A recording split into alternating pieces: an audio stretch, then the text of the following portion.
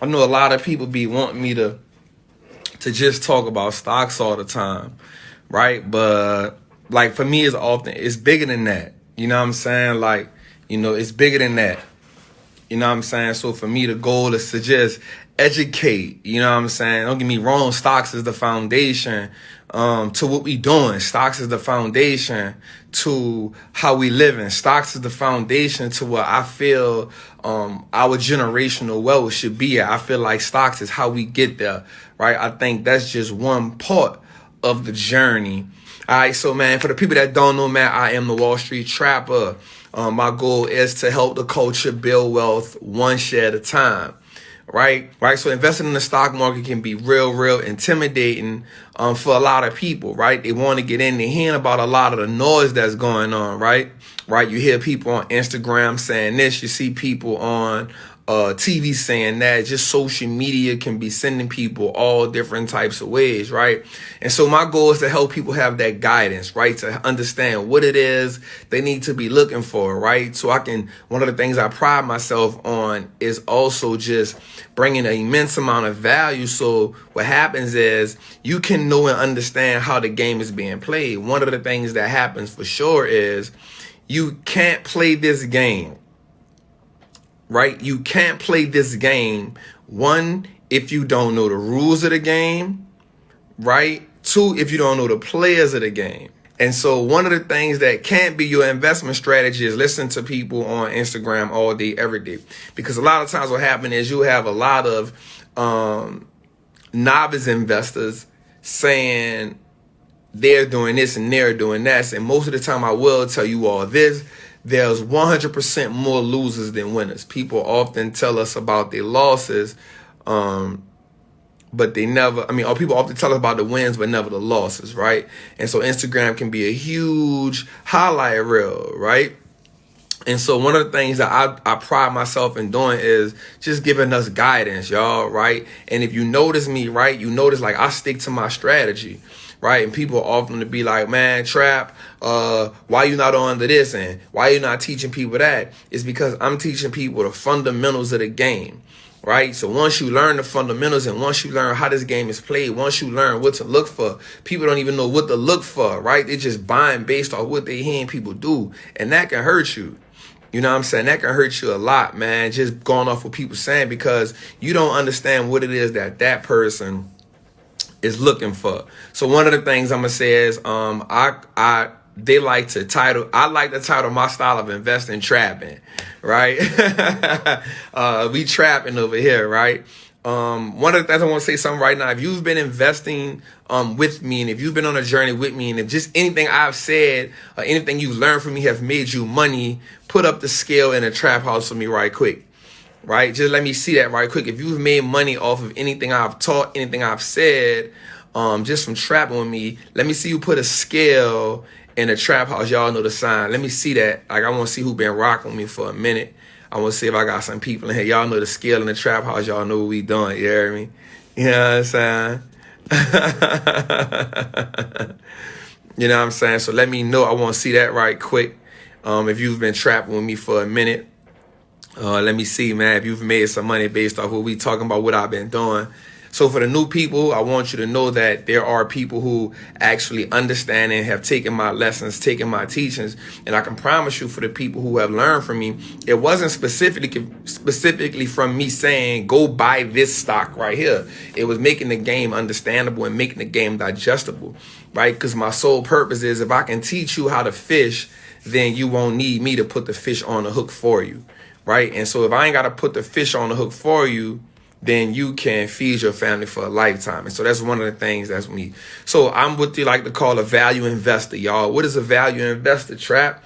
Well, it's somebody that likes to buy stocks that are trading beneath their value. Right. So that's one of the things I pride myself on. I like to find stocks that are trading beneath their value, because if I can buy stocks that's at a discount, I can make more money, right? So we like to call that trapping in a drought, right? We make more money in a drought. You feel me? So it's important for me to just not only understand stocks. It's important for me not to understand the value of stocks, but I also like to teach us how to understand the value of actually what a stock is worth, right? So if we understand what a stock is worth, then we won't have to worry about buying it at a higher price. We can always buy it at a cheaper price, right? And that's important for me. So why stocks? Trap, like, why are you picking stocks? So here's an idea. On the Forbes 400 list, 99% of the people on the Forbes 400, which is the wealthiest people in America, have 65 to 70% of their wealth in stocks. I'm going to say that again. If you looked at the Forbes 400 list, 99% of them have majority of their wealth in stocks.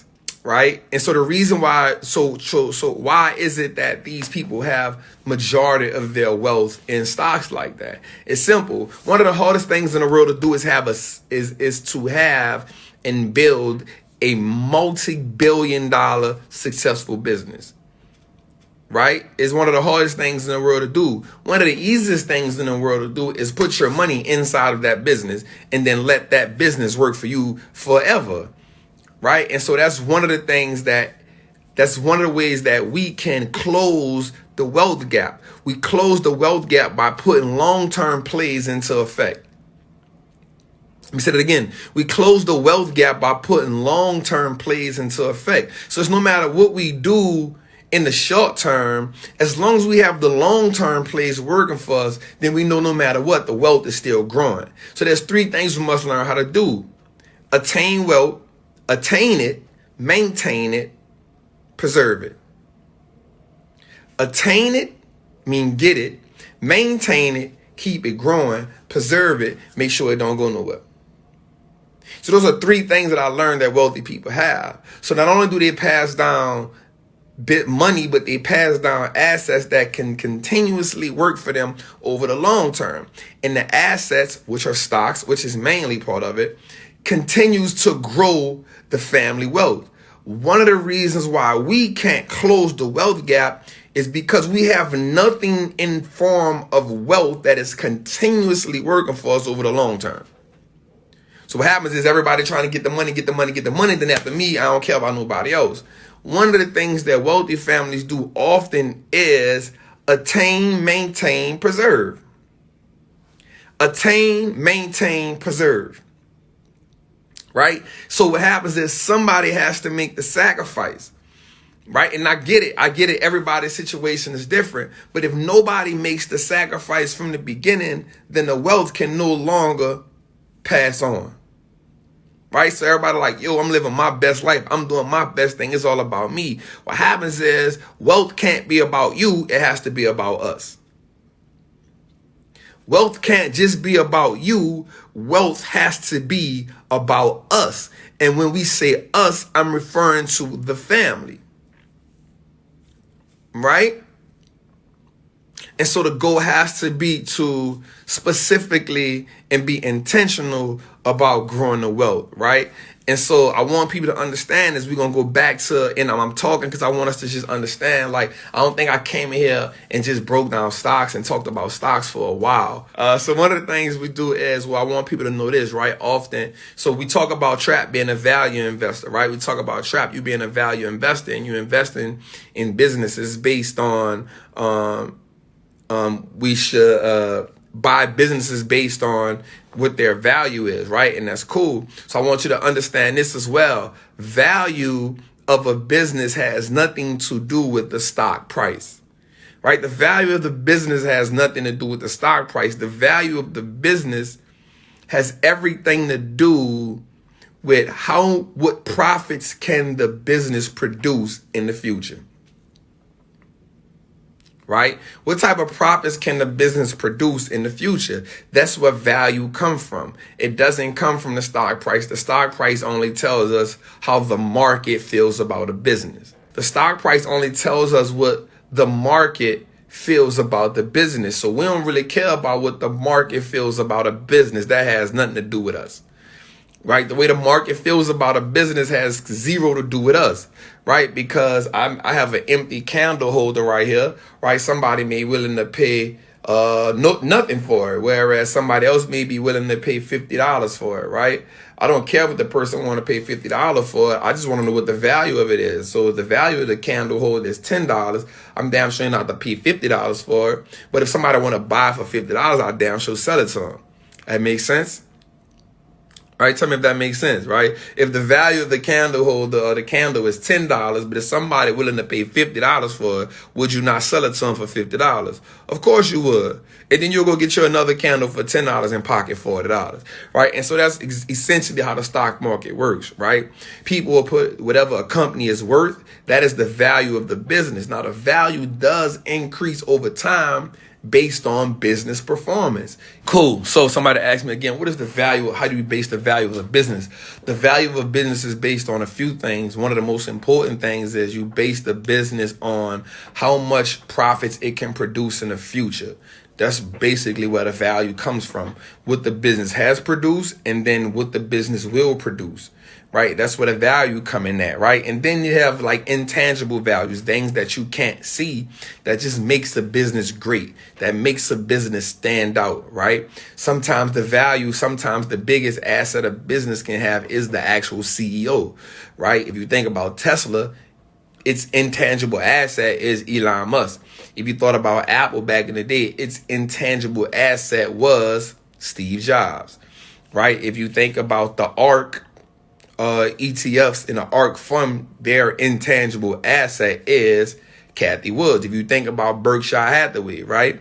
Their intangible asset 100% is Warren Buffett. If you think about Amazon, their intangible asset without a doubt is Jeff Bezos. So one of the most powerful intangible assets that a business can have is a powerful CEO. Y'all got that? It's one of the most powerful tangible assets a company can have, right? Right? Yes, AT&T just merged with Discovery Inc. No big deal. It's going to become one of the biggest streaming players in the world. It's actually going to be the biggest streaming player in the game. They're actually going to spend about $20 billion a year on content, which is going to put them above Netflix, which is going to put them above Disney Plus. So you're going to have HBO Plus, you're going to have HBO Max, you're going to have Discovery Plus, you're going to have CNN, you're going to have TBS, you're going to have TNT, all under one umbrella.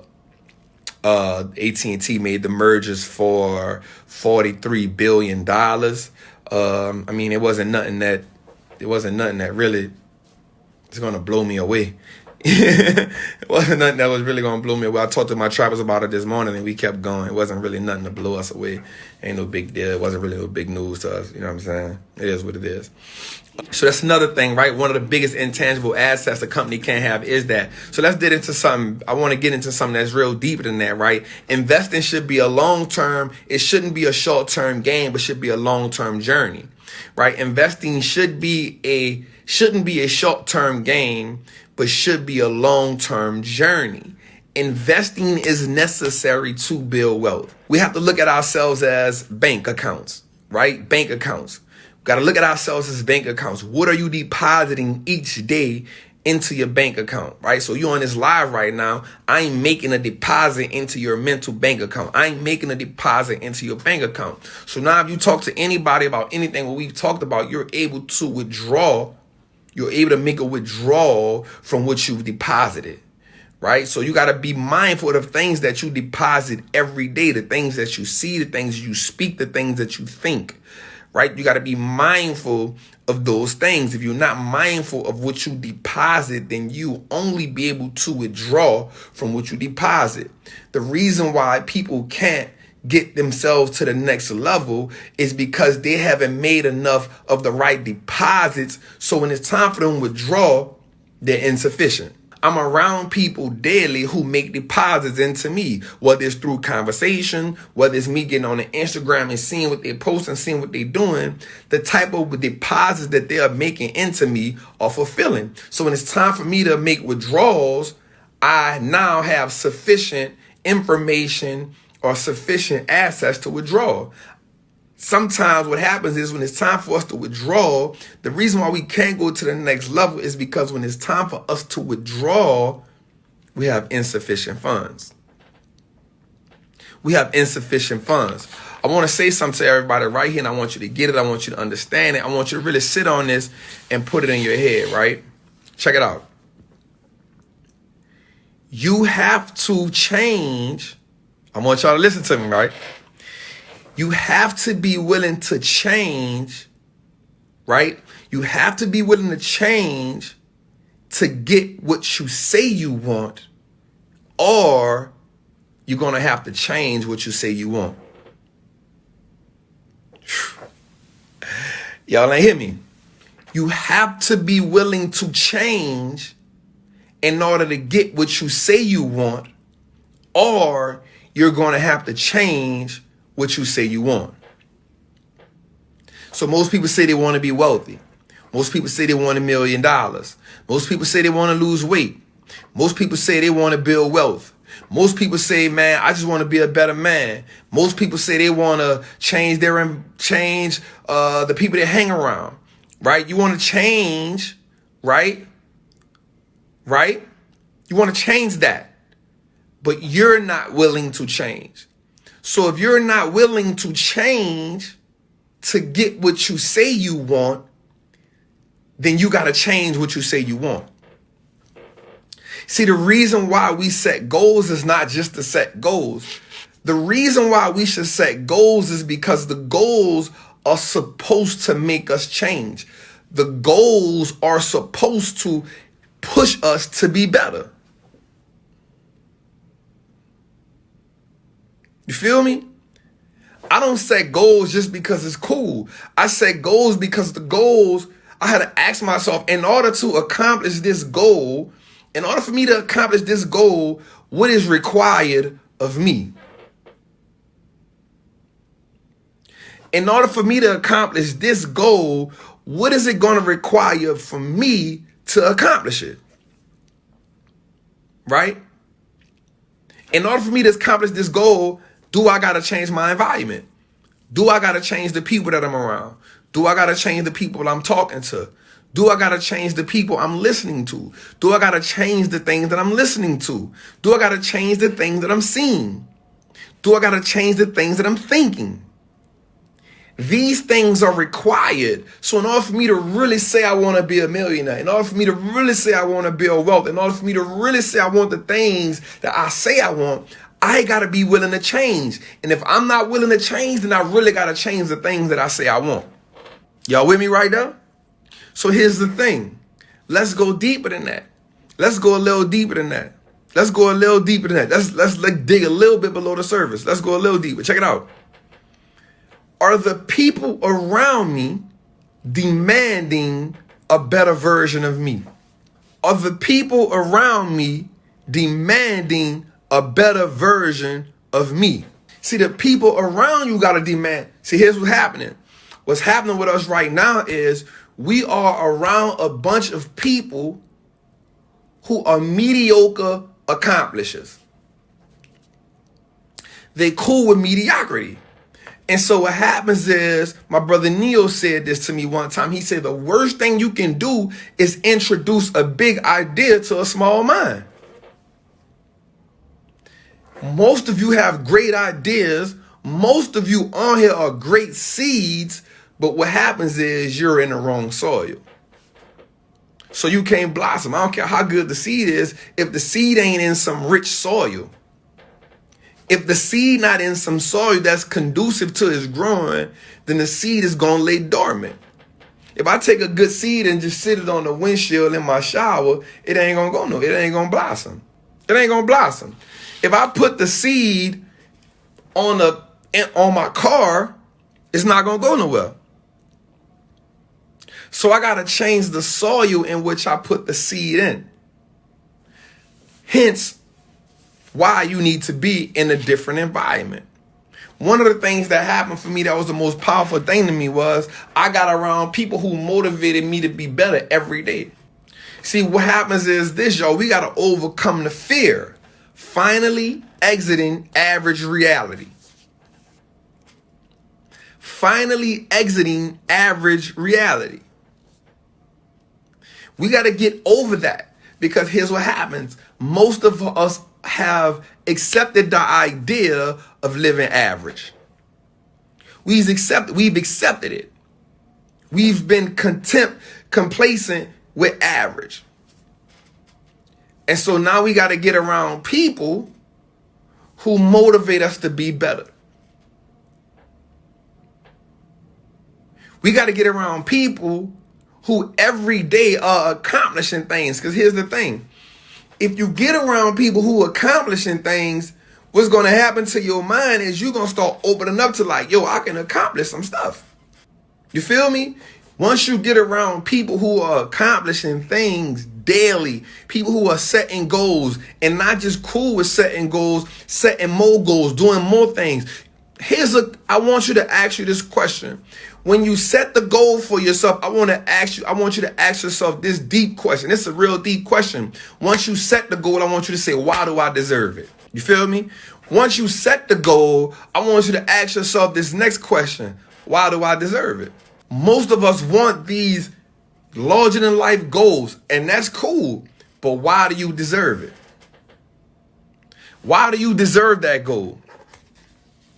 Why do you deserve it? The 4 biggest reasons people come up for excuses is not enough money, not enough knowledge, and I'm too old. So what happens is we use those excuses to fertilize. We use those excuses to fertilize our subpar actions in life. I don't got enough money, man. I don't got enough knowledge, man. I'm a little too old, man.